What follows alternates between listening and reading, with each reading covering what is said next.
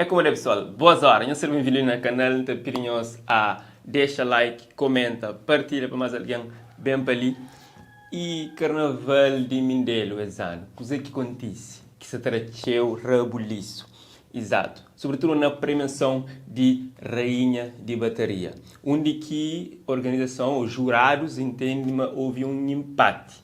E para meninas que participam, isso é canara bonito. E esta demonstra riba de palco na altura que esta recebe o prêmio, que não tem hoje no vídeo. Na Carnaval 2025, ainda não te vai continuar a falar exatamente do que é que me te vem dizer agora. Só tudo ganhar. Só tudo ganhar. Foi empate.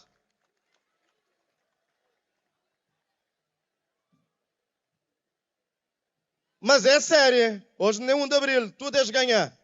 És ficar tudo em pote. Só de imaginar a cabeça de aquele júri. És ficar assim. Olha isto. Tu és quadro rainha de bateria na 2024. Exatamente porque era 2024. Quadro vencedoras. Palmas, gente. Tá bem, palmas. Nos avisou na 2025, ainda avisou estava em estado a falar sobre isso. Meteu que tem razão. Afinal, que tem troféu porque moda que se saber, moda que foi aquele outro, é G4. Até que, nesse caso ali, este quer também receber aquele troféu agora, porque moda que não está, é G4. E a definição de que as premiadas seria só agora. Olha aquele cheque. Divisão para 4, 40 pontos cada. Esse cheque de 130 mil escudos está a ser dividido entre estes 4.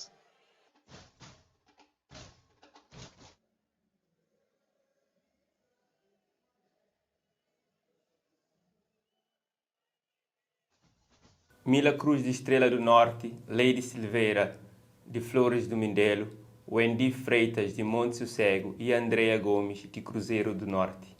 Esse fica nada contente com o formato de premiação, onde que acaba para anunciar meses teve empate e esse tinha que dividir aquele prêmio de 130 conto entre esses 4. E mesmo o público lá também presente mostra mesmo que fica contente e nas redes sociais você tem críticas à volta de esse carnaval.